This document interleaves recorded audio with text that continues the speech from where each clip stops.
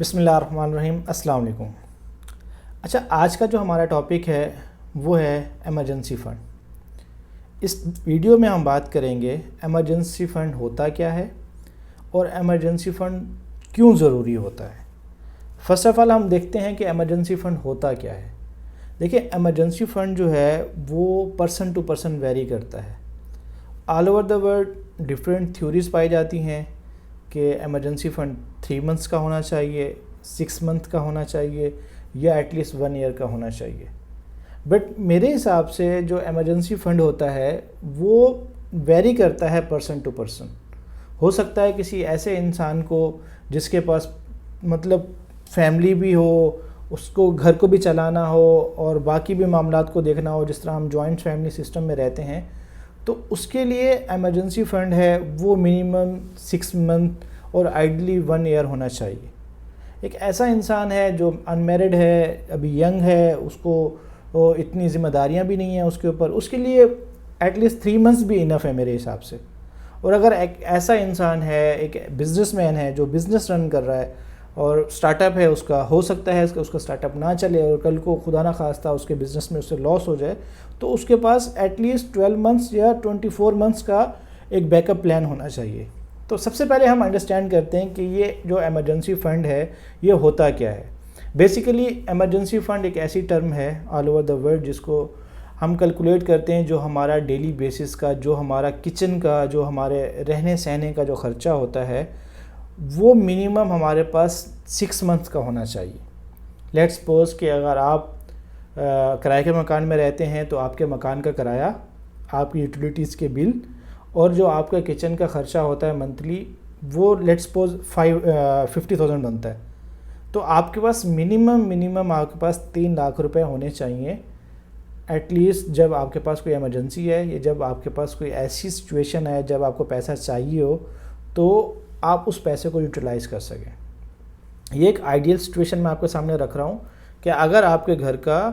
Monthly utility کا بل، آپ کے منتھلی رینٹ اور آپ کا کچن سب ملا کے یا چھوٹی موٹی باقی ضرورتوں کو ملا کے اگر آپ کا گھر کا خرچہ 50,000 روپے ہے تو ایٹ لیسٹ منیمم آپ کے پاس 3 لاکھ روپے ہونے چاہیے ایز اے ایمرجنسی فنڈ. یہ ایک منیمم ریکوائرمنٹ ہے جو آل اوور دا ورلڈ جو ہے نا کنسیڈر کی جاتی ہے. اور اگر آپ آئیڈیلی جاتے ہیں تو آپ کے پاس ایٹ لیسٹ 1 سال کی جو بھی آپ کی ضروریات ہوتی ہیں، جیسے ہم نے اپنے کیس میں ڈیسائیڈ کیا کہ ہمارے پاس 50,000 روپے ہمارے گھر کا ضروریات کا ایک اماؤنٹ ہے لمسم، تو ہمارے پاس 1 سال کی جو اماؤنٹ ہے وہ 6 لاکھ روپے بنتی ہے. تو منیمم 6 لاکھ روپے آپ کے پاس ہونے چاہیے. اگر بالکل بھی آپ مطلب جاب بھی دیکھ رہے ہیں، پوری جوائنٹ فیملی ہے، آپ اس کو بھی سپورٹ کر رہے ہیں اور آپ کے پاس بالکل بھی ایک ٹائٹ شیڈول ہے، تو ایٹ لیسٹ منیمم 6 منتھ آپ کے پاس ایمرجنسی فنڈ کے اندر رکھے رہنے چاہیے. اس ایمرجنسی فنڈ کو آپ نے کہاں انویسٹ کرنا ہے، آیا کہ آپ نے بینک میں رکھنا ہے، وہ انشاءاللہ ہم اپنی آنے والی ویڈیو میں ڈسکس کریں گے کہ وہ جو آپ کا ایمرجنسی فنڈ ہے وہ آپ نے کہاں پہ الوکیٹ کرنا ہے تاکہ وہ انفلیشن کو بھی بیٹ کرتا رہے اور وہ اویلیبل بھی ہو جب آپ کو ضرورت پڑے. یہ ہم نے آپ کو بتا دیا کہ ایمرجنسی فنڈ ہوتا کیا ہے بیسیکلی. اب ہم بات کرتے ہیں کہ ایمرجنسی فنڈ ضروری کیوں ہے.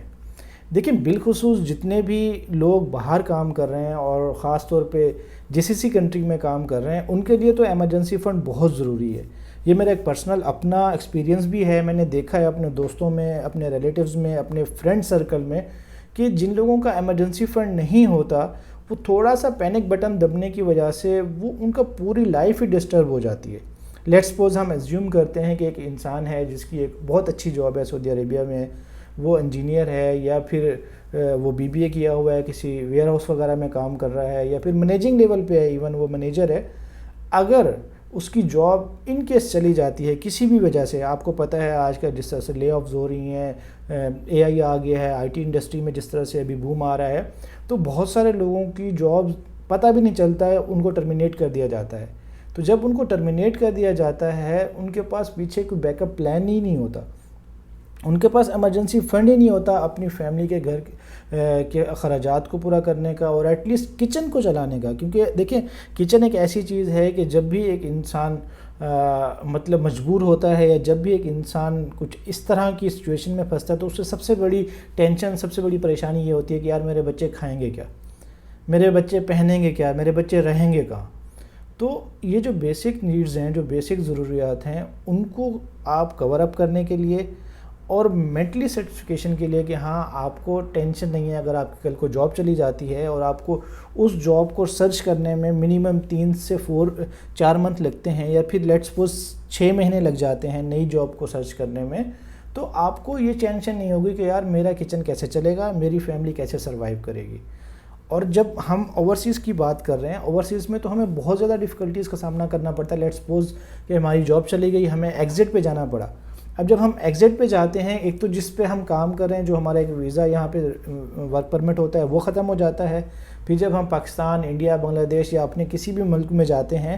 وہاں پہ جا کے اپنی فیملی کا کچن بھی چلانا ہے، اپنی فیملی کے معاملات بھی چلانے ہیں، اور اگین نئی جاب پہ واپس بھی ہمیں آنا ہے. اور سٹارٹنگ میں یہ ہوتا ہے جب بھی آپ کو نئی جاب ملتی ہے تو سٹارٹنگ کے جتنے بھی اخراجات ہوتے ہیں وہ آپ کو خود بیئر کرنے پڑتے ہیں. آیا کہ یہاں آنے کے بعد آپ کو وہ اخراجات مل جاتے ہیں، بٹ سٹارٹنگ میں آپ کو اپنی پاکٹ سے ہی لگانے پڑتے ہیں، میڈیکل وغیرہ اور باقی جتنی بھی چیزیں ہوتی ہیں. تو اس وقت آپ جو سٹرگل کرتے ہیں، اس وقت جو آپ کو پریشانی آتی ہے، اگر آپ نے پہلے اس کے لیے پلان کر چکے ہوں یا پہلے آپ نے ایک ایمرجنسی فنڈ بنا چکے ہوں تو پھر آپ کو یہ ٹینشن نہیں ہوتی. اب یہ جو چیز تھی یہ ہم نے ڈسکس کی ایک جاب ہولڈر کے لیے. اب ہم آتے ہیں ایک لے مین کے اوپر، جو ہمارے یہاں پہ بھائی ہیں، جو ہمارے یہاں پہ دوست احباب دہاڑی دار طبقہ ہے، جو ڈیلی بیسس پہ، رینٹل بیسس پہ کام کرتے ہیں. آیا کہ وہ کمپنیز میں فری لانسر کے طور پہ کام کر رہے ہوں، ڈیفرنٹ کمپنیز میں. سعودی عربیہ میں جو فری لانسنگ کا سسٹم ہوتا ہے، آرامکو، سابق اور ڈیفرنٹ معدن پلانٹس وغیرہ میں لوگ رینٹل بیسس پہ کام کرتے ہیں. اگر ان کو 1 مہینہ یا 2 مہینے بیچ میں کام نہیں ملتا تو میں نے یہ چیز خود آبزرو کی ہے کہ ان کو بہت ڈیفیکلٹیز کا سامنا کرنا پڑتا ہے. کیونکہ ایک تو انہوں نے یہاں پہ رہتے ہوئے کھانا بھی ہے، یہاں پہ رہتے ہوئے رینٹ بھی دینا ہے، اور اپنے اقامے کو بھی جو ہے نا یہاں پہ انہوں نے خود پیمنٹ دینی ہوتی ہے. تو ان کے پاس کیونکہ وہ ایمرجنسی فنڈ ہوتا ہی نہیں ہے تو وہاں پہ آ کے وہ سٹک ہو جاتے ہیں، اور اس کے رزلٹ میں کیا ہوتا ہے کہ ان کے اقامے ختم ہو جاتے ہیں، وہ انلیگل ہو جاتے ہیں سعودی عربیہ میں، اور ان کی پوری لائف ڈسٹرب ہو جاتی ہے. اگر ان کے پاس ایک پراپر ایمرجنسی فنڈ ہو،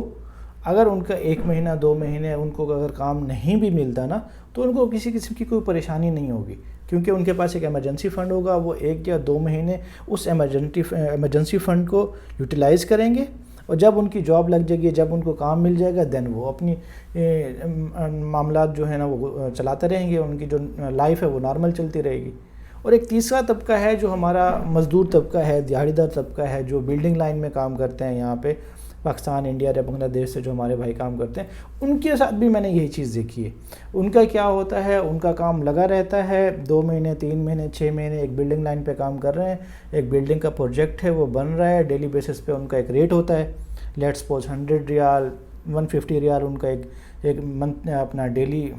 ریٹ ہوتا ہے. لیٹس سپوز کہ 1-2 مہینے ان کو وہاں پہ جاب نہیں ملی یا وہ کام نہیں ملا، تو ان کے ساتھ بھی ایسے ہی ہوتا ہے. جیسے ان کو کام نہیں ملا، کیونکہ گھر پہ بھی خرچہ بھیجنا ہے،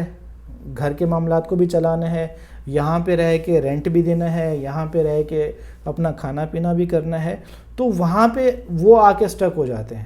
پھر ان کا بھی یہی ہوتا ہے، ان کے اقامے نہیں بنتے، ان کے کفیلوں کے ساتھ معاملات ہوتے ہیں، کیونکہ آپ کو پتہ ہے یہاں پہ کفالہ سسٹم ہے، یہاں پہ وہ منتھلی بھی دینی پڑتی ہے. تو مطلب کہنے کا مقصد یہ ہے کہ جتنے بھی یہاں پہ لوگ رہ رہے ہیں، بالخصوص گولف کنٹریز کے اندر اور جتنے بھی اوورسیز ہیں، ان کے لیے تو یہ ایمرجنسی فنڈ میں کہتا ہوں ایک ریڑھ کی ہڈی ہے. کہ اگر آپ نے ایمرجنسی فنڈ نہیں بنایا اور آپ یہاں پہ رہ رہے ہیں، کام کر رہے ہیں اور پیچھے اپنی فیملی کو سپورٹ کر رہے ہیں، تو کسی بھی وقت آپ کے اوپر ایمرجنسی آئے گی اور آپ کا جو پورا ایک نظام ہے وہ ڈسٹرب ہو جائے گا. اس لیے ایمرجنسی فنڈ بنانا بہت امپورٹنٹ ہے. ایمرجنسی فنڈ کی ٹرمز ہم نے آپ کو بتا دیں کہ ایٹ لیسٹ 6 منتھ کی جو آپ کی سیونگ ہے، 6 منتھ کے جو آپ کے اخراجات ہیں، جو بیسک نیڈز ہیں آپ کی، وہ آپ کے پاس منیمم جو آپ کا ایمرجنسی فنڈ ہے اس کے اندر ہونی چاہیے. اگر آپ کے پاس 6 منتھ کی سیونگ ہو گئی ہیں اور ابھی بھی آپ کے پاس کچھ ایکسٹرا اماؤنٹ ہے، دین آپ ایسا کریں، مزید سیکیور ہونے کے لیے آپ 1 سال کی جو سیونگ ہے وہ آپ اپنے ایمرجنسی فنڈ میں رکھیں، تاکہ کبھی بھی کوئی معاملات آتے ہیں، آپ کی جاب چلی جاتی ہے، آپ کو فری لانسنگ میں کوئی کام نہیں ملتا، یا اگر آپ بلڈنگ لائن میں ٹھیکیدارہ نظام میں ہیں، آپ کو ٹھیکیدار پیسے نہیں دے رہا، یا پھر آپ کو کسی بھی طرح سے کام نہیں مل رہا، تو آپ کے پاس ایک سیونگ ہوگی، آپ کے پاس ایک ایمرجنسی فنڈ ہوگا، اس سے آپ اپنا خرچہ، اپنے گھر والوں کا خرچہ اور اپنی آگے کی پلاننگ کو پراپرلی فریلی جو ہے نا، آپ کو کوئی ٹینشن نہیں ہوگی کسی قسم کی کہ یار اس مہینے کام نہیں ملا تو میں اپنا اقامہ کیسے تجدید کراؤں گا، میں اپنی جو ہے نا رینٹ کیسے دوں گا روم کا، میں اپنے گھر والوں کو کیسے پیسے سینڈ کروں گا، اور بھی بہت سارے معاملات ہوتے ہیں ہمارے جتنے بھی اوورسیز لوگ ہوتے ہیں ان کے، تو ان کے لیے تو ایمرجنسی فنڈ بہت ضروری ہے۔ یہ آج ہم نے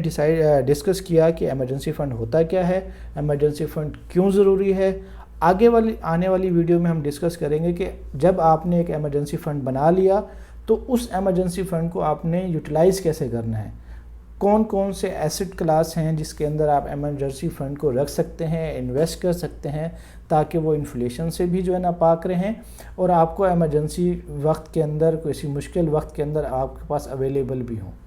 تو آج کی ویڈیو ہم یہاں پہ ختم کرتے ہیں، انشاءاللہ ملتے ہیں نیکسٹ ویڈیو میں۔ اگر آپ کو اس طرح کی ویڈیوز چاہیے یا پھر آپ اس طرح کے ٹاپکس کو پسند کرتے ہیں تو میرا یہ نیو چینل ہے، آپ اس کو سبسکرائب کر سکتے ہیں، اور ویڈیو اگر اچھی لگے تو اس کو آپ لائک بھی کر سکتے ہیں اور اپنے دوستوں کے ساتھ شیئر بھی کر سکتے ہیں۔ تب تک کہ مجھے دیجیے اجازت، انشاءاللہ ملتے ہیں نیکسٹ ویڈیو میں۔ اللہ حافظ۔